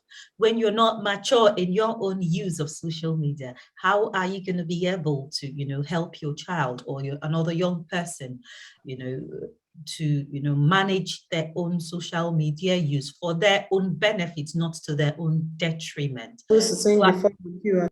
So I think it basically starts with us. Do we have any questions from the FACEYOUTH Center, Ify? Not at the moment. I was going to ask a personal question. How do we manage, time management on social media? Because that's also very important. A lot of people spend time, like you don't know when to cut off. How do we manage our time effectively on social media for it not to affect our daily activities? Because many people can get carried away. I mean, it's not even about getting carried away. The thing is, how you get into a page and then you get lost in the whole thing, like trying to watch videos or view feeds and all that. How do we manage that? Okay, thank you, Ify. Where's Amanda? Amanda can also join to bring her own expertise. So please invite Amanda to the panel. So here's the deal. Can we spotlight Amanda? So here's the deal. It's still all about maturity. It's still all about discipline. Like I mentioned, social media has its positive effects. So this is the guide I will give you. Anytime you spend in social media, think, am I really deriving joy? Is it really worth my while? Before I enter that fight, there are some people that practically spend their time they're supposed to work on social media, and it affects their productivity. So the question is, if you are not benefiting from social media positively, if you don't have a business there, if you don't have a group you mentor, if you don't have a community that runs on you. Personally, if I didn't have my organization in social media, I would have been gone a long time because I've consumed a lot of negatives. But over time, there are people that run on me. There are people that practically showing up can heal. And that's my mission. That's my passion. That's what I believe that God has given me. But if you're out there and you notice that each time you go there, you don't feel good, consider a couple of things. There are some groups you can even agree that you don't have anything positive gaining from them. You don't go to gossip group, you don't go to a group you're constantly fighting and you're still there. And we all love gossip, we all love substance. So limit the groups, because it's all about garbage in, garbage out, right? So what you have is what you consume. So check who your friends are. Unfortunately for our youths, they run on numbers, they don't run on quality. Think about only quality friends, OQP, only quality OQP, only quality people. Don't run on numbers. So Facebook has a limit. I think it's 5,000 friends. So there are some youths that go there, they compete about the number of friends they have. So out of that 5,000 friends, you might actually have only 5 real friends and about 4,000 people that don't really like you. Because guess what? There are people that will like you, there are people that won't like you, there are people you like, and there are people that you won't like. It's natural. That the idea is to respect each other. The idea is to even know why you showed up. The idea is to understand that you're more than enough. The idea is to understand that anytime you're going there, you're trying to make the world a better place. You're deriving something. So if you're watching a video and that video is giving you good vibes, you're gaining a lot from the video, then why not? There are so many good things you can learn. Trust me, so many people that had infertility that never even knew they would even become mothers have completed their families. Since 2015, I know some people that showed up, they never knew they would become mothers. Now they're looking for contraceptives. So there are positive groups You can get, you see, addiction is not always negative. You can be addicted to something good, then you get the positive feedback. But when you go there and you're addicted to something negative, it kills you in installment. So it's all about your priority. It's all about your discipline. It's all about how you set your 24 hours. Because if you decide to spend 20 hours of your 24 hours in social media, then you spend the other 4 hours in catching up. You cannot have extra hour. You can only have the 24 hours. So it's all about taking stock. Sometimes you can even do what we call social media fasting. You deactivate or you disappear, then you come back. You know, so intermittent social media fasting, that's what I call it. Sometimes you need to sit back, sometimes you need to evaluate, and sometimes you need to tell yourself, these people I'm actually going to gossip in their comment. Like there's this popular Nigerian dancer, you know, she's got millions of people follow her and stuff. And they've decided to use their personal life, both of them, she and her you know, estranged, you know, partner, to use their personal life to go out there, things that ordinarily should be contained behind the closed doors. And people go there, people run, people take sides. So will you forgive yourself if you spend 2 hours talking about people you don't even know? And when you're talking about them, you're actually enriching them. Do you understand that? So every time you spend in social media is money. So if you're not making money in social media, if the time you spend there is not putting that money into your pocket, then think twice. Now, some people complain, some youths complain that they don't have job, the government have done this, they are on strike. There are so many kids that can become millionaires even when ASU is on strike, simply by flipping your talent. You can sing in Facebook, you can act in Facebook, you can put positive videos in Facebook, and it can be monetized. So it's about leaning on the positive things out there, both for adults. So if you don't have any organization, if you don't have any business in Facebook, if you don't have a community that rely on you, then think about toning down. It's an individual decision. Nobody can make that decision from you except you. Thank you. Thank you so much, Dr. Chudi. Honestly, I mean, you can't emphasize the need for people to, you know, see what they can make out of social media for their own personal, you know, enrichment, something positive. If you're not gaining anything per se, then why are you there? You know, and then maybe to begin to think about, first of all, what is my purpose for, you know, being on social media? If it's not anything about self, you know, improvement, enrichment, advancement, then it might not be worth your time there going on there. Because in the end, whatever, like you said, whatever time you're there, you know, spilling or whatever you want to spill out, you're making money for all the other people, you know, who put all those things on there. Thank you so much for that insight. Do we have anyone who would like to ask another question or? Correct. And you can unmute you can raise your hand and you can use your video, you can contribute. Let's make it interactive, guys. Yes. Okay. I know a lot of us have got things on their mind. This is the time to, you know, to share. It doesn't have to be a question. Okay, I can see Chekube's hand is up. Correct. Yeah, you can say what you want to say. Thank you so much. Good evening, everyone. Please, I want to ask a question.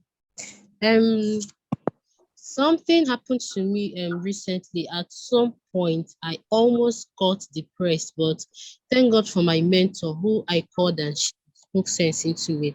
So at some point, I said to myself that most of my classmates in the Polytechnic where I attended are now writing their final exams. And me that was trying to go for a direct entry. ASU is still on strike and I've not gotten admission yet, and I still have 4 years to spend. Why my mates that both of us started are in school, and every day I view their status on WhatsApp, they are posting things like seminar defense is success, exam is calling, they're writing their exam and it's final year exam. So at some point I almost got depressed. So but thank God for my mentor who spoke sense into me. Now, for some other person that is passing through this challenge, as in what other way can that person recover from it? You know, I got most of this information from from their status or on Facebook. So, as in, how can you advise someone that is passing through these challenges? Thank you.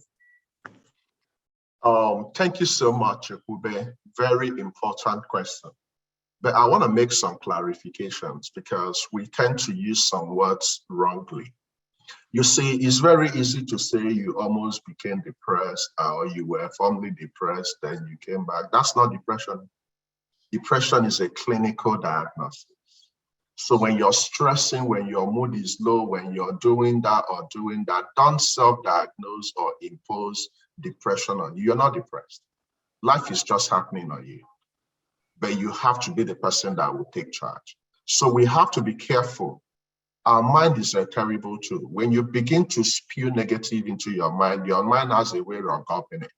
Somehow, whatever you believe happens. Look, I'm telling you about the power of positivity. You have to constantly stay on the positive rank. There are some days you're gonna be up. There are some days you're gonna be down. There are some days you wake up, you begin to solve problems in all the world. Then there are some days you wake up, you just wanna stay in the bed and feel good. So you need to understand why you woke up. You need to understand the essence of living. Then you also need to understand why you're out there in social media. Then you need to understand that people are wired differently. Then you need to understand that you cannot be the people you're following. And let me tell you the frank truth. There is always good and bad. What you project is what people will see. The people you see their status updates out there, they probably have understood the dynamics. It's all about selling yourself. The person that is telling you the project topic might not have even chosen a topic. He might have failed his defense, but he's trying to project himself. So it's all about packaging.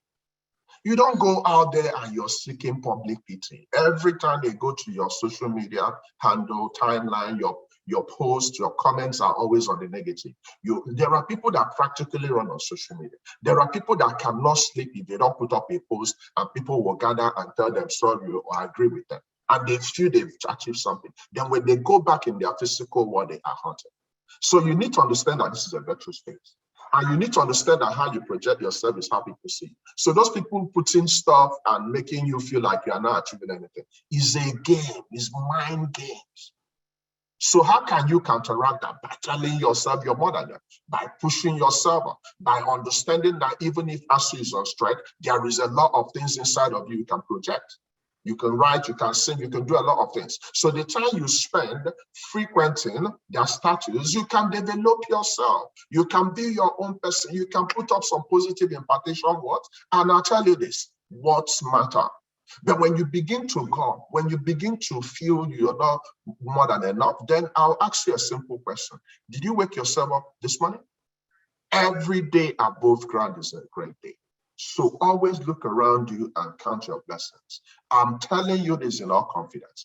If 2020 didn't teach us a lesson, 2020 taught us the fact that we stayed back because God preferred us, not because we are the best. So many people don't even have the opportunity. So many people don't even have the access to social media. So when you go out there, you remember the reason why you show up. Once you remember your why, nothing can move.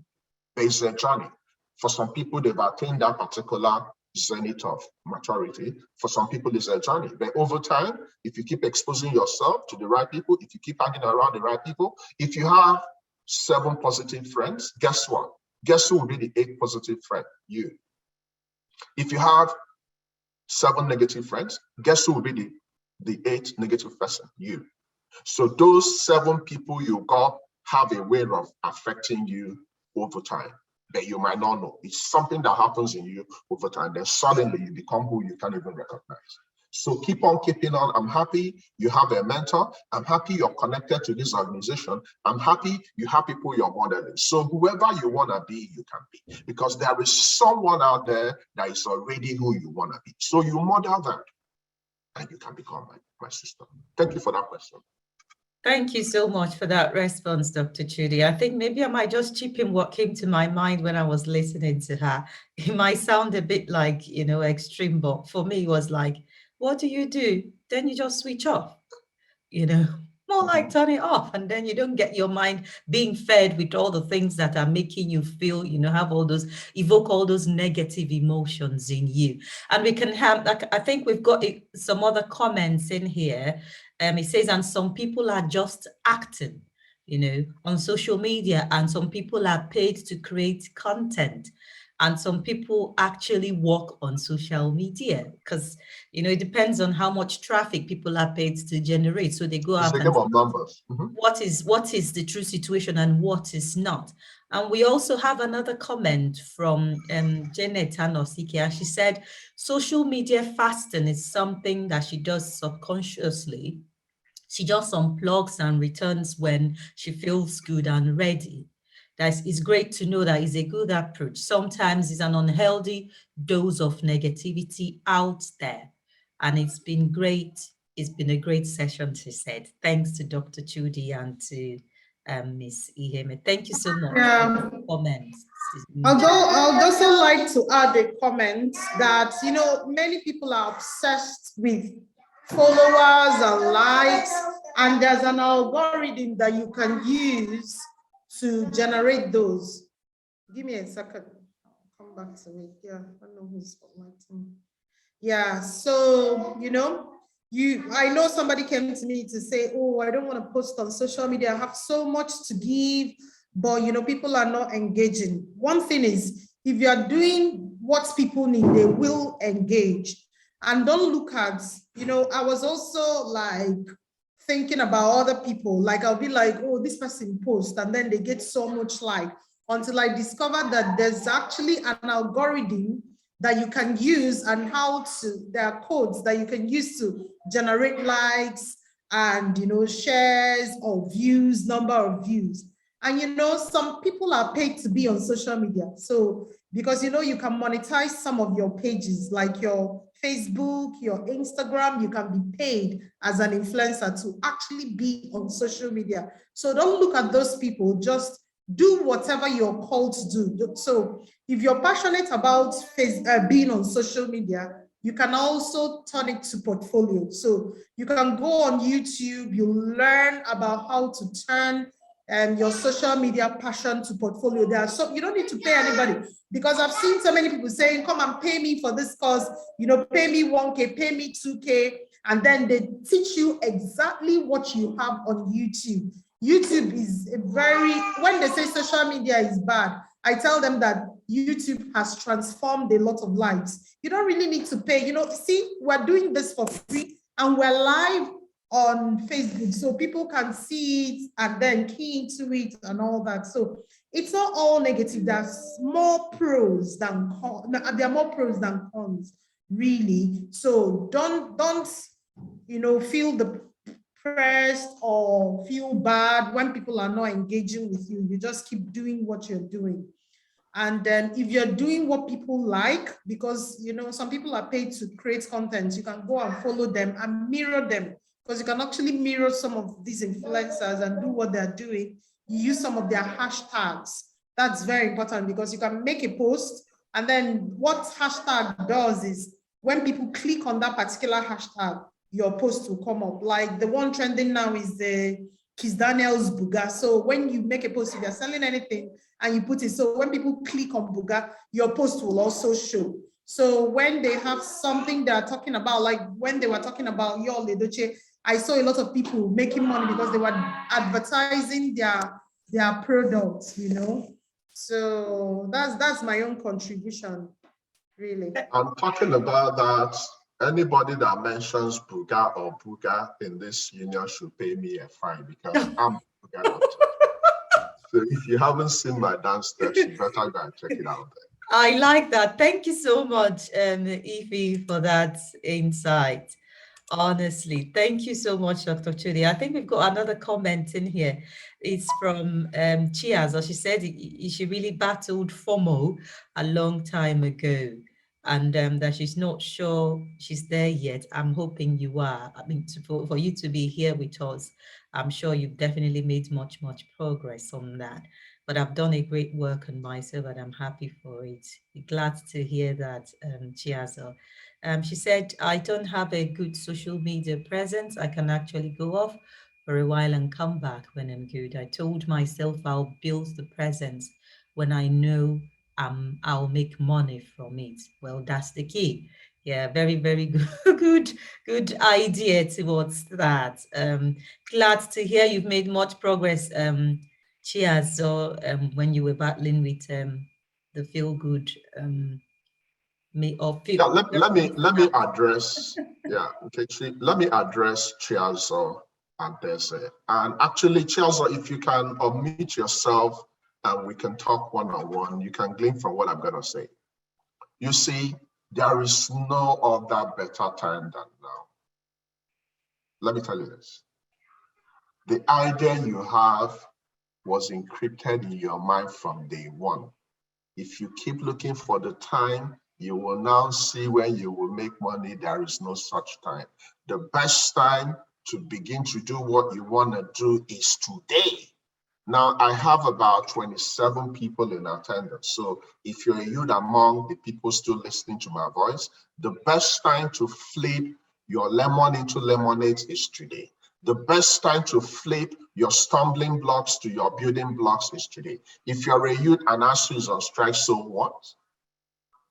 If you have your cell phone in your hand, if you have a social media handle, let me tell you the truth, you can fund anything you want to fund. You can even escape and go to anywhere you want to go, simply by being in social media. Then you need to do what? Think outside the box. Some of you have beautiful voices. Some of you can act. Some of you can write. Some of you can paint. What are you doing with your handle? What are you doing with your timeline? What are you doing with the time you spend it? When is the time you are waiting for? The best time, Chiazo, to begin to flip. You can flip your FOMO. When you're there. What's the worst that can happen? How will you even know if you're going to make money if you don't try? So what am I trying to say? Don't wait for tomorrow. Don't wait for next week. Start today. When you have a handle, go and let the world know who you are. I'm so proud of Ebuka. Ebuka has fully come alive with the advent of social media. Why? Because this is a multi-talented lady that was waiting to excel. So if you keep waiting for people to make you, to give you endorsement, nobody can do that for you, because God has already ordained you. God has already given you your gift. So don't wait for anybody to be the person that will launch you to limelight. No, you have a platform, you have a timeline. Go spread your wings and God will power your wings. Okay, so Chelsea, don't you ever think you're not ready, you're not enough. The best time to go out there and make your presence known is today. When you go there, be real. The days you want to cry, cry. The days you want to be serious, be serious. Copy nobody, just be original you. And guess what? There are so many people that will pay you exactly. Thank you. Thank you very much, sir. I'm really grateful. Okay, is that Chiazo? Yes, sir. Okay, talk to me. Tell me specifically, let's interact since other people are not using the opportunity. Talk to me, especially, let me see, and you're not sure if you're yet there. So what do you mean by you're not sure if you're yet? Can you tell us about your experience a little bit? You don't have a good social media presence. What do you love doing? And what exactly are you doing now? Are you a student? Do you have a job? Let's talk about it, if you wouldn't mind. Okay, currently I'm actually working towards it. I need and learning how to make baby clothes, because that's where I want to channel I want to do baby clothes. Okay, so I'm learning it currently, and I'm also knitting. So I intend to launch it out there soon when I'm good, because I'm not so good yet. Let me tell you something. Let me pause you there. Where do you live? Sir. Where do you live? Okay, currently I'm in Cross River State. Okay, guess what? You have a cell phone, right? Do you have a social media handle? Do you have a timeline? What's your favorite social media? Used to be on Facebook, but I stopped because I wasn't really doing much there. So. Okay, so can you change your mindset starting from today? Do you know the process of learning, whatever you're trying to learn, and do you know you can chronicle your journey? It can be chronicles of Chiazo on her way to making baby stuff. You can start when you were not really perfect in what you're trying to learn. You can take one of few clips, 1 minute, because guess what? 1 minute videos in social media can blow you into like just one moment of fame, you're gone. So chronicle when you were still learning, because nobody just came into this world. The Dr. Chidi you see today didn't just show up and started speaking like a parrot. I saw things happen and I came into my being, so I can talk to anybody. I'm not afraid of anybody. So why am I telling you this? Don't wait till the day you will see, oh, she's now just is the perfect baby clothes maker. No, that time will not gonna come. You are the one that will validate yourself. So don't run away because you feel you're not good enough. Start chronicling your journey. Bring out your phone. You don't, like if he mentioned, you don't need to pay anybody to do this for you in this social media. No. Anything you need is in YouTube. Just type it. You will see thousands of people that have done what you're planning to do. And are monetizing it. So the moment you spend thinking about what people will say, do you know that the more people talk about some negatives, if you're well established, the more they'll be making money for you? Do you know that? People, yes, when they go there to say negative things about you, they are generating traffic for you. It's a game of numbers. So start today. If you've already started learning the trade, you can have whoever is teaching you as you're learning, ask you one or few questions, then you share your frustrations. There are people that want to empower people. You can post something you're doing and someone that knows exactly what you're doing can chip in one or few suggestions. And look, the world is a global village. What we are seeking, we already have. There is no other better time than start than today. Don't wait for a perfect time. Just use the time you have now and make it perfect. Okay?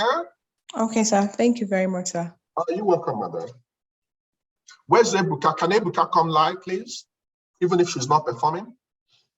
Ebuka, unmute yourself and come live if you can. Can you spotlight her? She will come live. She's not at the center, so. Okay. Ebu Canary, where is she? I don't think she's here. Yeah, like Doc rightly said, you can even take people through your knitting journey. You never know who you would inspire. So you just don't wait till it's perfect, because there can never be a perfect time. When you think it's perfect, maybe somebody else starting point. So start from what you have and what you know. There's a lady I follow now on, I just started TikTok myself. My first video was on my birthday. Yeah. So there's a lady I follow on TikTok. So she followed like people, she's trying to lose weight. So she's taking people through her weight loss journey. And it's so amazing because you could see the hard work every morning, what she does, and the results every day. So everybody on social media, like people following her, are her accountability partners. And it's so, so good. It's so inspiring. So she says, even when she doesn't wanna come live, that those people motivate her. Do you understand? They are like her accountability partners. So she will have to show up because of those people. You don't have a choice but to show up, right? So you can take people through your journey, and you never know who you would inspire on your way. Don't wait till you're a perfect baby clothes maker to take people through that journey. You know, so just mind your space. Like Doc said earlier, you know, don't pay mind to negative people, because whether you like it or not, there are people, there are voices, you know, even when people are not saying it, even in your mind, that doubtful, the negative one will be ringing. And then you now start doubting yourself. No, don't wait till you're perfect. You know, I always use the popular jingle, progress over perfection, because it's better that you're doing something than you're doing nothing. You learn in the process. Another thing you can do is to start teaching people how to. So you can teach people how to, and you learn while teaching people, because while you're teaching people, you have to get ready for your classes. That's how you also learn. Yeah. Thank awesome, you so awesome. If you couldn't have said it any better. Thanks, Edie. I think we've got a comment in here. I think it's from Rui Samuel Remy. He said, future engineers, tech scientists, and lawyers are stuck, etc. are stuck, following their favorite content creators just to be an upcoming content creator as a writer.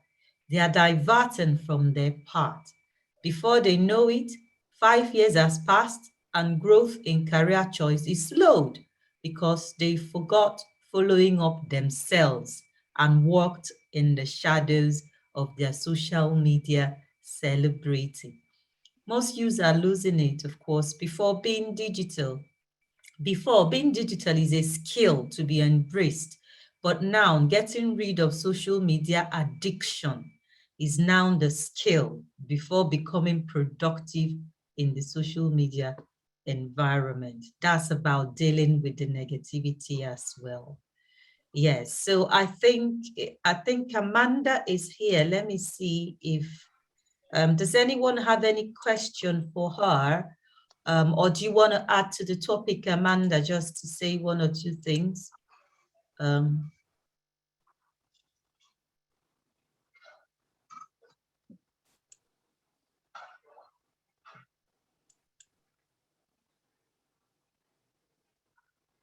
Amanda, are you here with us?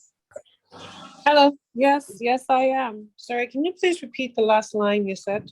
No, I was just saying, in case you want to add to the topic, is all social media, is negative impact or positive impact, and there's been like an interactive session going on, where everyone was trying to, Oh yes, I can listen.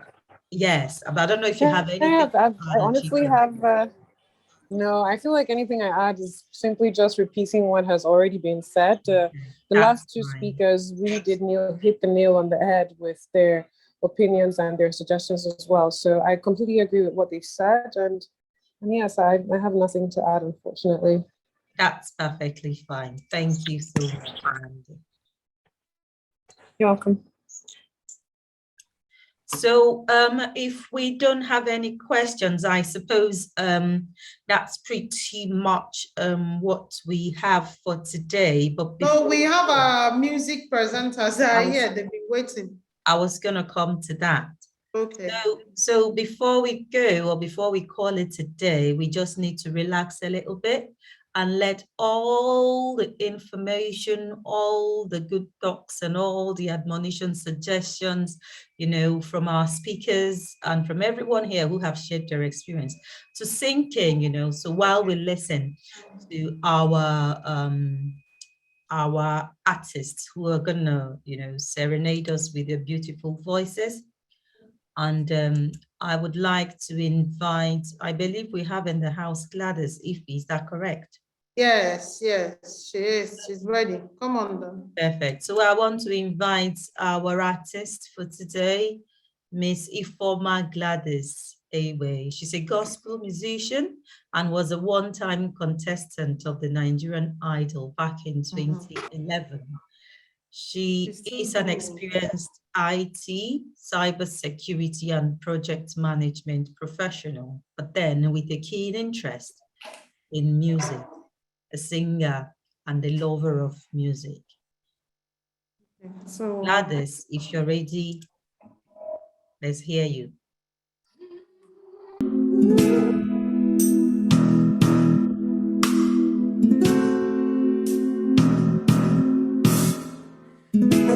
To think that I go on and life was nothing but an awful storm. But now I know the meaning of true love. I'm leaning on the everlasting arms,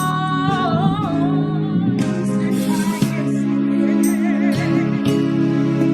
and I can do it.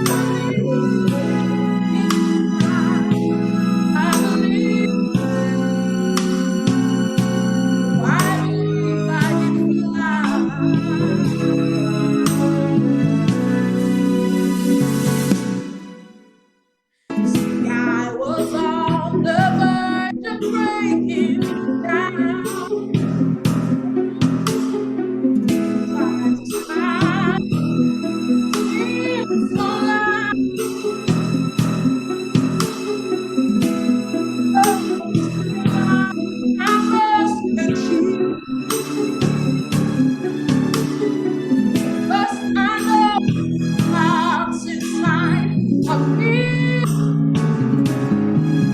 if I can see it, then I can do it. If I just believe it, there's nothing to it. I can fly. I believe you will touch the skies. I think about it, spread my wings and fly away. I believe I can soar. I see me running through that open door. I believe I believe I can fly. I believe I can fly. 'Cause I believe in me.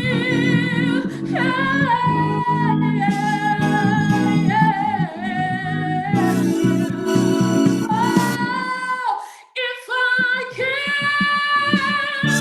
see it, if I can do it, if I just believe it, there's nothing to it. I believe I can fly. Think about it every night and day. Spread my wings and fly. Oh, see me running through that open door. I believe you can fly. You can run. You can spread. Oh, Peter, you can fly. You can fly.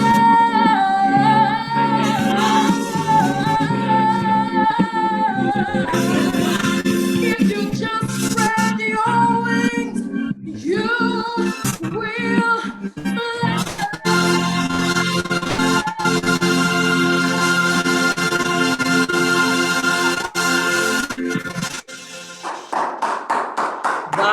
Wow. That was brilliant. That was wonderful.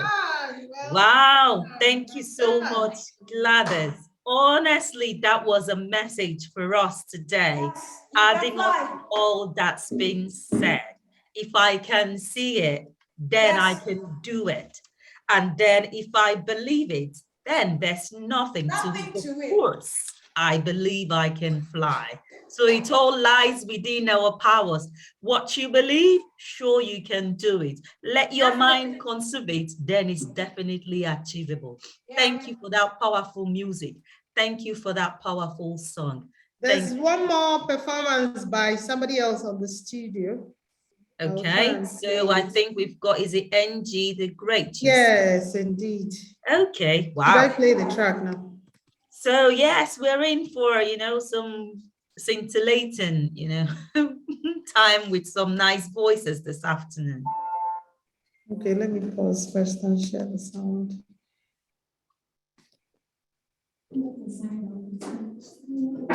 Trying to see, why can't I just advance? Okay. Computer audio only.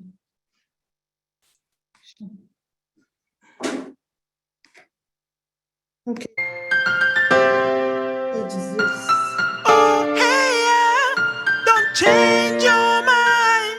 When you got your loving, promises to him. Oh, hey, yeah. Don't change your mind. I don't like it when you lie to death. Much to like it when you lie to death. Oh, guess what like it when you lie to death.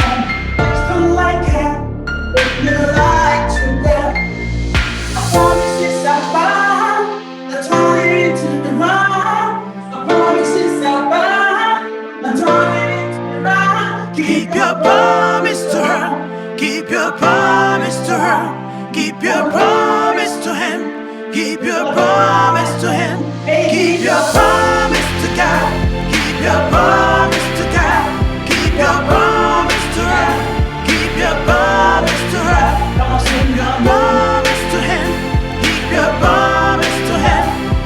your promise to God. Keep your promise to God. Na na na na na. Keep your promise to God.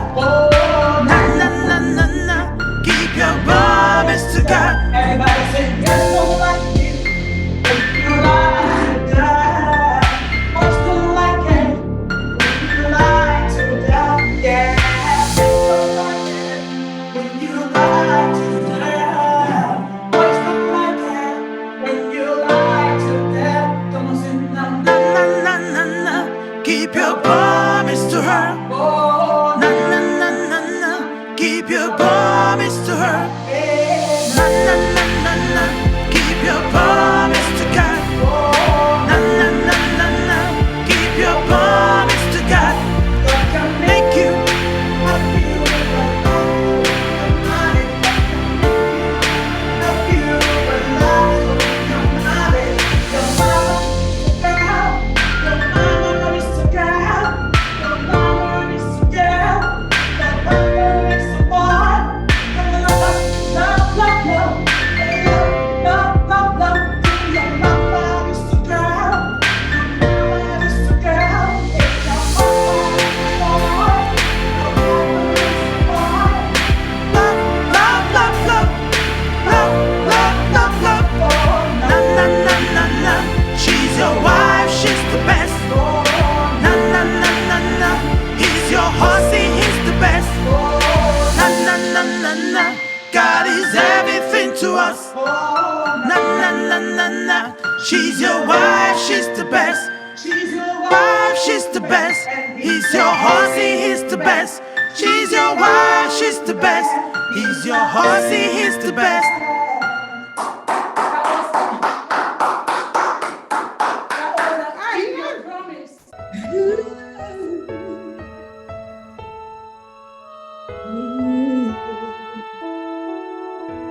There's a hero. If you look inside your heart, you don't have to be afraid of what you are. There's an answer. If you reach into your soul, and the sorrow that you know will melt away.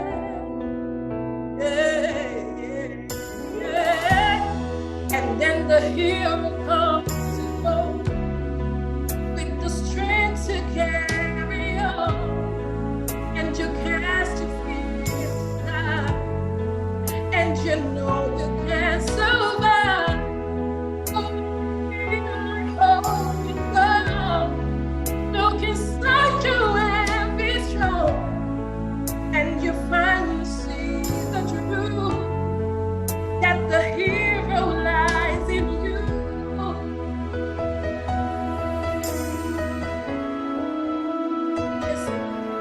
It's love. When you face the world alone, no one reaches out a hand for you to hold. You can find love. You can search within yourself, and that emptiness you feel will disappear.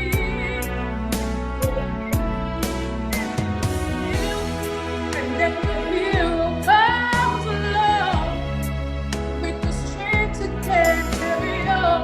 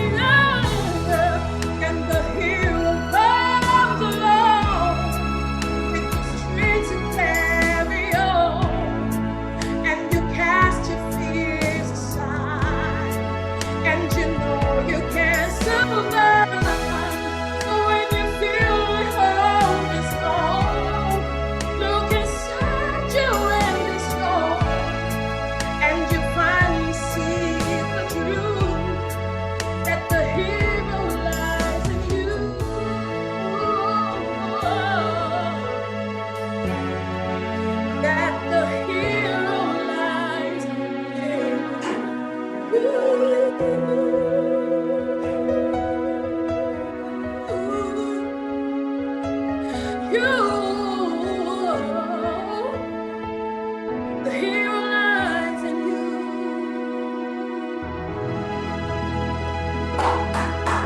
Brilliant performance. Thank you so We're much. blessed with so many amazing talents. We need to start Honestly, and it's good we are this talent on showcasing YouTube on at the center. I'm Facebook. so excited. Thank you. Yes, thank you so much. Thank you so much. Gladys, right? Yes, I almost forgot that. Yes, thank you so much, Gladys. So I think, do we have the video ready? Because I know that we wanted everyone just to know what FACEYOUTH has done, what we're doing.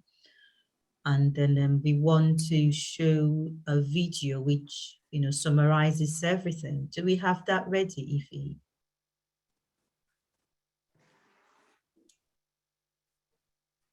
Yes, we do. We'll play it here. Well, before we play the video, we would like to thank everyone for taking time out of your busy schedule today. We know that there are many events in Aberdeen today and outside Aberdeen because it's summer, so usually Saturday. So we always appreciate it when you can spare 2 hours for FACEYOUTH. I know that today we ran over time by like 70, well, over time by 17 or 18 minutes. Maybe 30 minutes, but thank you so much for your time. Really appreciate the support. And please invite somebody else next time because you never know all this, the feedback that we get, the life-changing feedback that we get about this program is what inspires and motivates us, you know, to keep going. And invite people on your social media. You can share. So right now it's on our page. I've shared. So go and share. Go to @FACEYOUTH charity Facebook page or Instagram. It's going to be on Instagram. So next time we'll try and live stream on Instagram as well so that people can easily share and shine light on the work we do at FACEYOUTH. The Foundation for Advancement of Child Education and Youth Empowerment, FACEYOUTH, is a grassroots-inspired charitable organization with vested interest in alleviating poverty, promotion and support of quality education for the disadvantaged child, as well as promotion and provision of vocational and skills acquisition programs for the empowerment of youth. We believe that education and youth empowerment are potentially significant in contributing to the growth of every community. And it is this belief that inspired us to start a FACEYOUTH to bridge the gap in educational opportunities between school children in rural communities and more developed communities by sponsoring as many underprivileged students as possible, by increasing youth representation and involvement in the decision-making process, by promoting and developing entrepreneurial spirit among youth, because we believe that entrepreneurship is one of the pathways to ending poverty, by disseminating relevant information about issues concerning youth written by youth.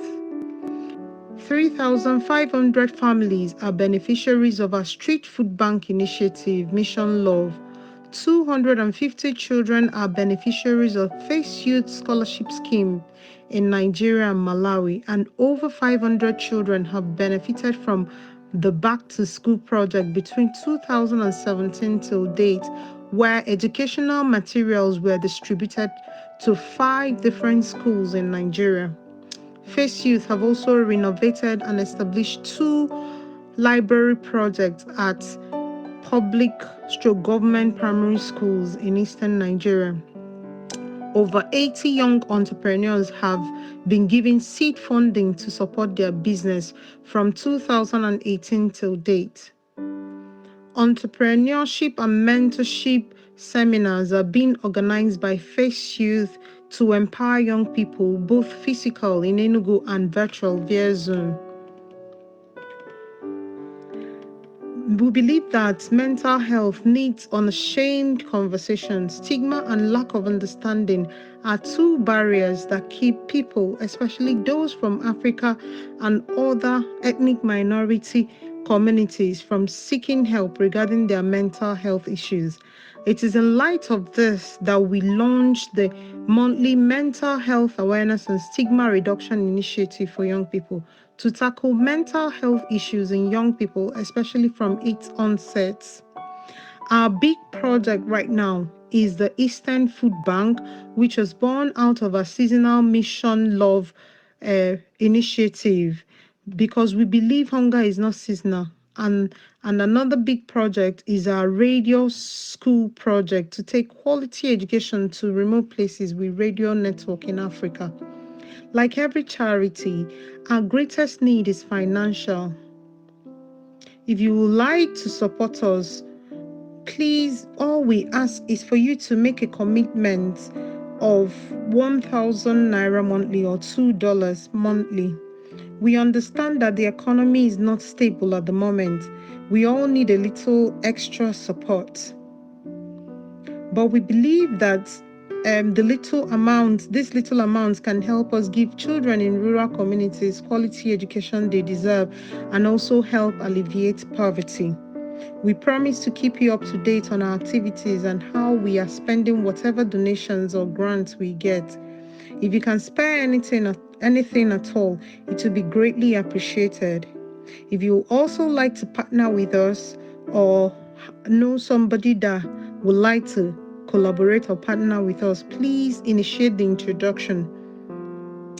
You can contact us via our email info@faceyouth.org or go to our website www.faceyouth.org/get-involved. Thank you.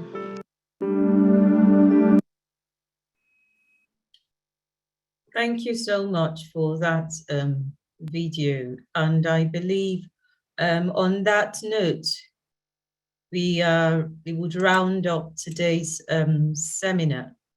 And once again, I just want to say thanks to everyone who has joined us today for this informative, interesting, and insightful session which we have had.